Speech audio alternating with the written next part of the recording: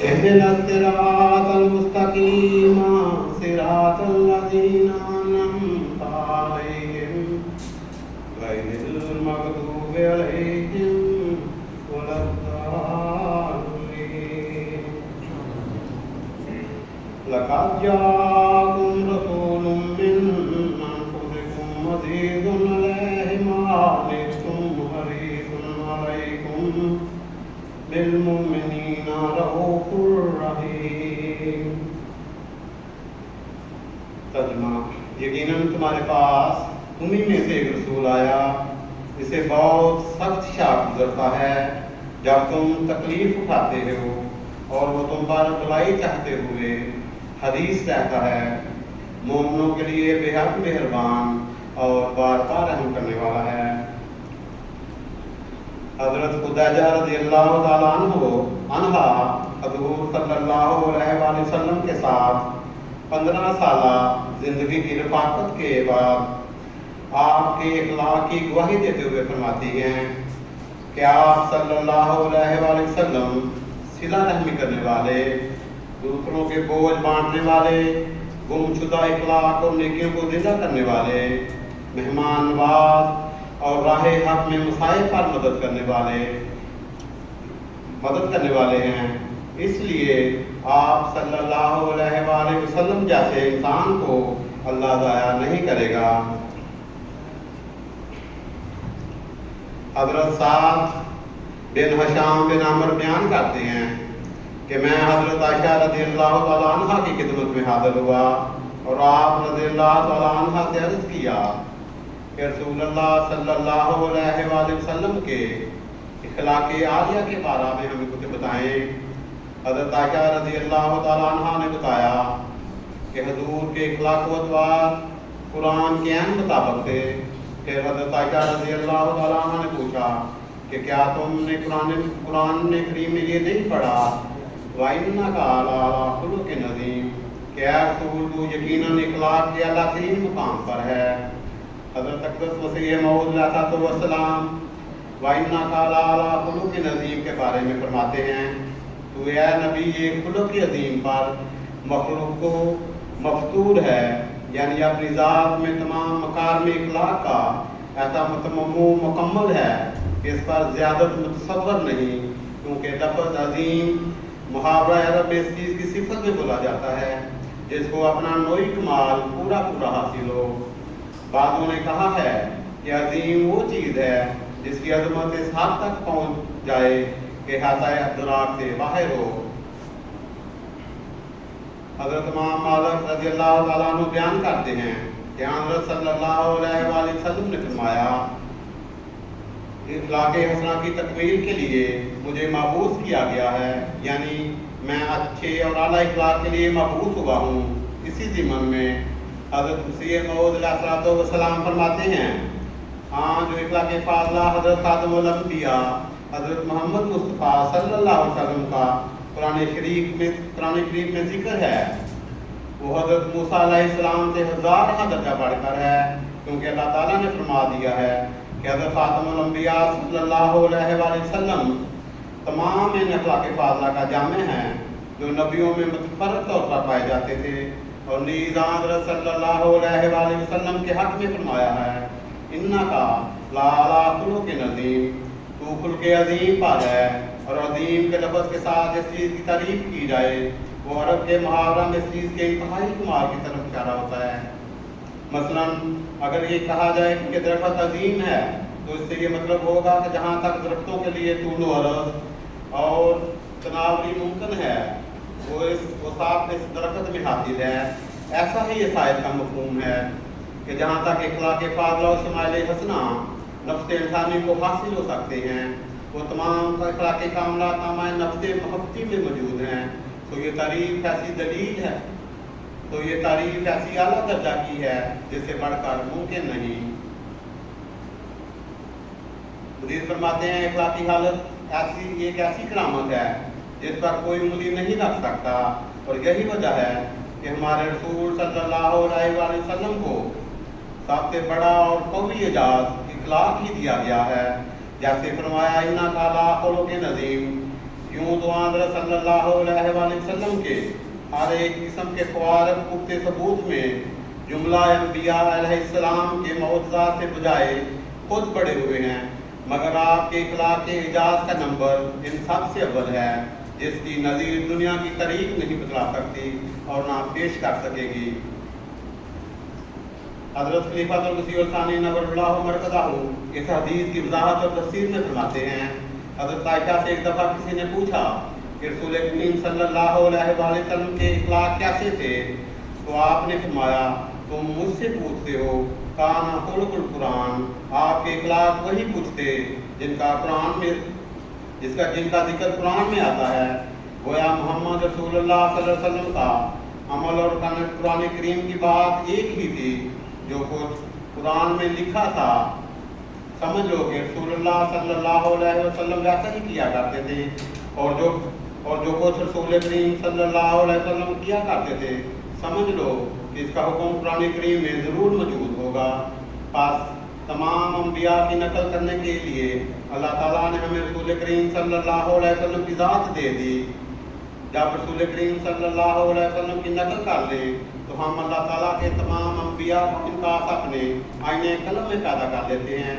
अहादीस से साबित है कि सहाबा जो कुछ रसूल करीम सल्लल्लाहु अलैहि वसल्लम को करते देखते वही कुछ खुद करने लग जाते थे, क्योंकि वो समझते थे कि यही काम करने चाहिए। बस अगर हम भी अपने इखलाक को दुरुस्त करना चाहें तो हमारे लिए ज़रूरी है कि हम कोई नमूना अपने सामने रखें, और वो नमूना जैसा कि कुरान करीम से मालूम होता है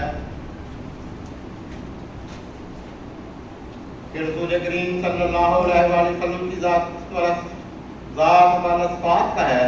इखलाक के मायने क्या हैं? इखलाक दर हकीकत सिफ़ात इलाहिया के उस ज़ुहूर का नाम है जो बंदे की तरफ से हो। बस जब हम अल्लाह ताला की सिफ़ात की नकल करते हैं तो वह इखलाक कहलाते हैं। गोया एक ही चीज़ खुदा ताला की तरफ से ज़ाहिर होती हो तो खुलक कहलाती है। फिर खुदा ताला के अंदर तो ये सिफ़ात अदली तौर पर पाई जाती हैं और हमारे अंदर कसबी तौर पर पाई जाती हैं। बहरहाल जब भी ये सिफ़ात हमारे अंदर आ जाती हैं तो इखलाक कहलाने लग जाती हैं, और जब खुदा ताला की तरफ इन्हें मंसूब किया जाता है तो वो समा या सिफ़ात कहलाती हैं। बस अल्लाह ताला ने हमारे इखलाक की दुरुस्ती के लिए मोहम्मद रसूलुल्लाह सल्लल्लाहु अलैहि वसल्लम को हमारे लिए कामिल नमूना बनाया है। अगर हम अपने दायरा में छोटे मोहम्मद सल्लल्लाहु अलैहि वसल्लम बन जाते हैं तो इस सूरत में हम निजात के मुस्तहिक़ होते हैं, और इसी सूरत में हम बाइखलाक कहलाने के भी मुस्तहिक़ होते हैं। पास दुनिया में कामिल इंसान बनने के लिए बाइल्फाज दीगर निजात याफ्ता होने के लिए ज़रूरी है कि मोहम्मद रसूलुल्लाह सल्लल्लाहु अलैहि वसल्लम के नकूश अपने दिल पर कायम करें। हज़रत मुस्लिम मौद रज़ियल्लाहु ताला अन्हु ने हज़रत सल्लल्लाहु अलैहि वसल्लम और कुरान करीम के आपके आपस के तल्लुक़ की बहुत अच्छी तरह मिसाल पेश की है कि कुरान करीम और रसूल करीम सल्लल्लाहु अलैहि वसल्लम दो मोती हैं जो एक ही सीप से इकट्ठे निकले हैं। और कुरान करीम की तालीम को जानना चाहते हो तो हज़रत सल्लल्लाहु अलैहि वसल्लम की ज़िंदगी को देख लो, और अगर हज़रत सल्लल्लाहु अलैहि वसल्लम की ज़िंदगी के बारे में मालूमात लेना चाहते हो, अगर ये देखना चाहते हो कि आपके सुबह शाम और रात दिन किस तरह गुजरते थे, तो कुरान करीम के तमाम हुक्मों को अवामर और नवाही को पढ़ लो, आप सल्लल्लाहु अलैहि वसल्लम की सीरत सामने आ जाएगी। हज़रत हुसैन मौलाना फरमाते हैं कि रसूलुल्लाह सल्लल्लाहु अलैहि वसल्लम की पाक और मुक़द्दस ज़िंदगी की इससे बढ़कर और क्या दलील हो सकती है कि अल्लाह ताला ने आपको हादी कामल और फिर क़यामत तक के लिए और इस पर पूरी दुनिया के लिए मुकर्रर फरमाया। मगर आपकी ज़िंदगी की कुल वाक़यात एक अमली तालीमात का मजमूआ हैं।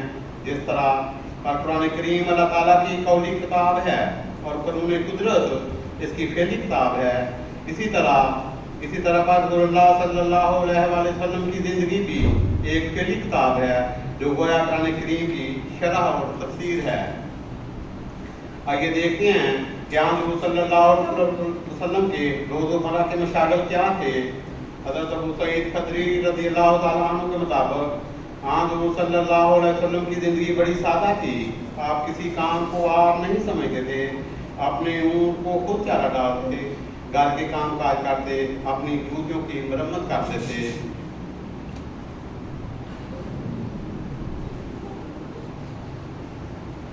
हज़रत अब्दुल्ला बिन नबी औफा के मुताबिक हज़रत सल्लल्लाहु अलैहि वसल्लम में तकब्बुर नाम को भी ना था, ना आप नाक चढ़ाते और ना इस बात से बुरा मनाते और बचते कि बेवाओं और मिस्किनों के साथ चले और इनके काम आए और इनकी मदद करें, यानी बेसहारा औरतों और मिस्किनों और गरीबों की मदद के लिए हर वक्त कमर बढ़ता रहते और इसमें खुशी महसूस करते। हज़रत इब्न अब्बास रज़ियल्लाहु ताला अन्हु कहते हैं कि रसूल करीम सल्लल्लाहु अलैहि वसल्लम से बढ़कर सखी रसूल करीम सल्लल्लाहु अलैहि वसल्लम से बढ़कर कोई सखी न था। आन सल्लल्लाहु अलैहि वसल्लम का मज़ाक का अंदाज भी बहुत खूबसूरत था।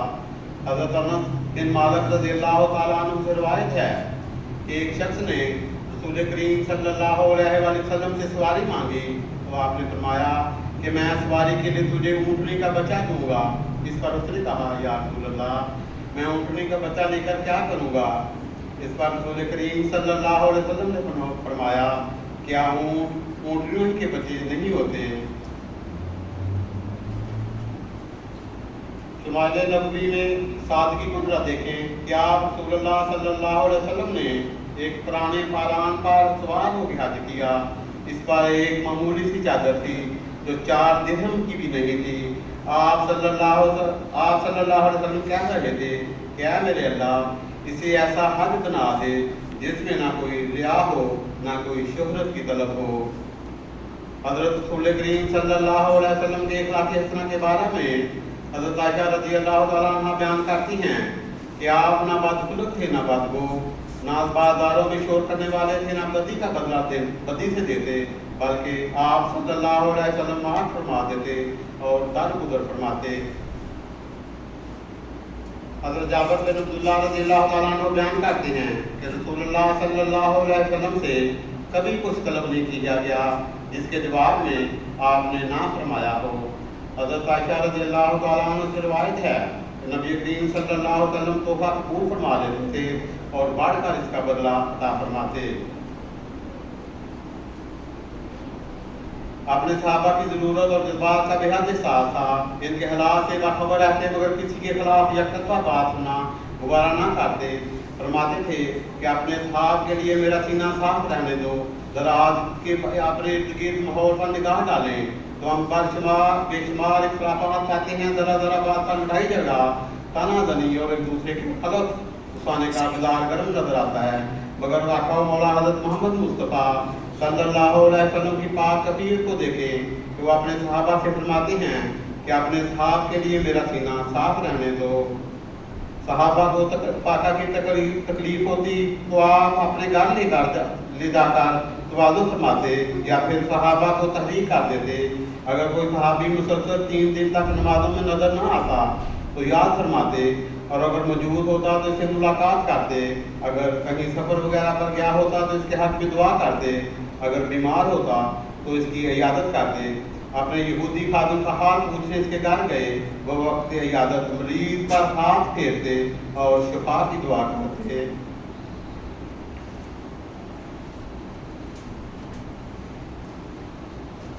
बल्कि एक रवायत है कि आप फजर की नमाज के बाद मुक्तदियों की तरफ मुंह करके पीठ बैठ जाते और एक पूरी निगाह हाज़रीन पर डालते और जो गैर हाजिर होते उनके घरों में जाकर अहवाल पूछते, इयादत करते और अगर किसी चीज़ की ज़रूरत होती मुहैया फरमाते थे। गोया क्या बुलंद शान थी। सहाबा के साथ कौमी कामों में बराबर के शरीक होते। मस्जिद नबवी की तमीर में इनके साथ मिलकर ईंटें उठाई तो ग़ज़वा अहज़ाब के मौके पर खंदक की खुदाई में हिस्सा लिया और मिट्टी बाहर निकाली। आप खादूम के साथ बहुत उसने सलूक फरमाते थे। हज़रत अनस बयान करते हैं कि मैंने 10 साल तक रसूल करीम सल्लल्लाहु अलैहि वसल्लम की खिदमत की है, कभी आपने मुझे उस तक न किया, कभी किसी बात पर टोका नहीं।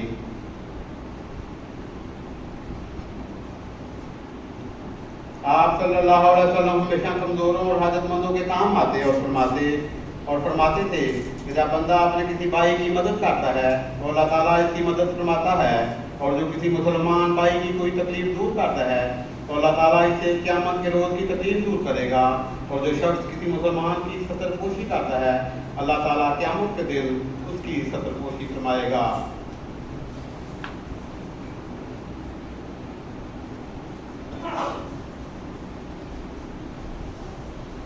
حضرت ابو ہریرہ رضی اللہ تعالیٰ عنہ بیان کرتے ہیں کہ جب رسول کریم صلی اللہ علیہ وسلم کے پاس کوئی بھی پہلا پھل آتا تو پھلوں میں برکت کی دعا کرتے اور پھر وہ پھل مجلس میں موجود سب سے چھوٹے بچے کو عطا فرماتے۔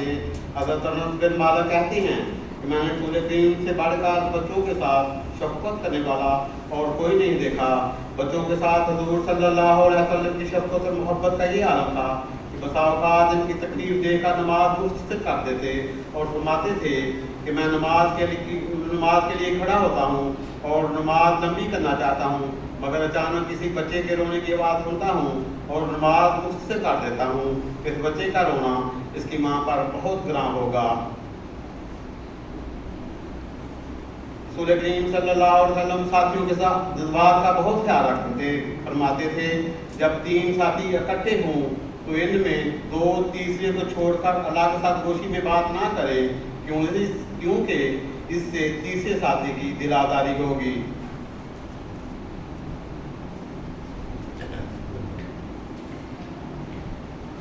حضرت مسیح موعود علیہ السلام فرماتے ہیں ایک وقت ہے کہ آپ فصاحت بیانی سے ایک گروہ کو تصویر کی صورت حیران کر رہے ہیں، ایک وقت آتا ہے کہ تیر و تلوار کے میدان میں بڑھ کر شجاعت دکھاتے ہیں، سخاوت پر آتے ہیں تو سونے کے پہاڑ پکڑتے ہیں، علم میں اپنی شان دکھاتے ہیں تو واجب القتل کو چھوڑ دیتے ہیں۔ الغرض رسول اللہ صلی اللہ علیہ وسلم کا بے نظیر اور کامل نمونہ ہے جو خدا تعالیٰ نے دکھا دیا ہے۔ اس کی مثال ایک بڑے عظیم الشان درخت کی ہے جس کے سایہ میں بیٹھ کر انسان اس کے ہر جز سے اپنی ضرورت کو پورا کر لے، اس کا پھل، اس کا پھول اور اس کی چھال، اس کے پتے، غرض کے ہر چیز مفید ہو۔ حضرت صلی اللہ علیہ وسلم اس عظیم الشان درخت کی مثال ہے جس کا سایہ ایسا ہے کہ کروڑہا مخلوق اس میں مرغی کے پروں کی طرح آرام اور پناہ دیتی ہے۔ یہ خلق عظیم تھا۔ ہمارے پیارے آقا حضرت مرزا مسرور احمد خلیفۃ المسیح محمد رضی اللہ تعالیٰ بن ناصر العزیز فرماتے ہیں آپ کی زندگی کا ہر عمل، ہر فعل، آپ کی زندگی کا پل پل اور لمحہ لمحہ اس بات کا گواہ ہے کہ آپ مجسم رحم تھے اور آپ کے سینے میں وہ دل دھڑک رہا تھا کہ جس سے بڑھ کر کوئی دل رحم کے وہ اعلیٰ معیار اور تقاضے پورے نہیں کر سکتا جو آپ نے کیے، امن میں بھی اور جنگ میں بھی، گھر میں بھی اور باہر بھی، روزمرہ کے معاملات میں بھی اور دوسرے مذہب والوں سے کیے گئے معاہدات میں بھی۔ آپ نے آزادی ضمیر، مذہب اور رواداری کے معیار قائم کرنے کی مثالیں قائم کر دیں، اور پھر جب عظیم فاتح کی حیثیت سے مکہ میں داخل ہوئے تو جہاں مفتوح قوم سے معافی اور رحم کا سلوک کیا، وہاں مذہب کی آزادی کا بھی پورا حق ادا کیا۔ ہزاروں درود اور سلام ہوں آپ صلی اللہ علیہ وسلم پر جنہوں نے اپنے یہ اعلیٰ نمونے قائم فرمائے اور ہمیں بھی اس کی تعلیم عطا فرمائی۔ اللہم صلی علی محمد وعلی آل محمد کما صلیت علی ابراہیم وعلی آل ابراہیم انک حمید مجید۔ اللہم بارک علی محمد وعلی آل محمد کما بارکت علی ابراہیم وعلی آل ابراہیم انک حمید مجید۔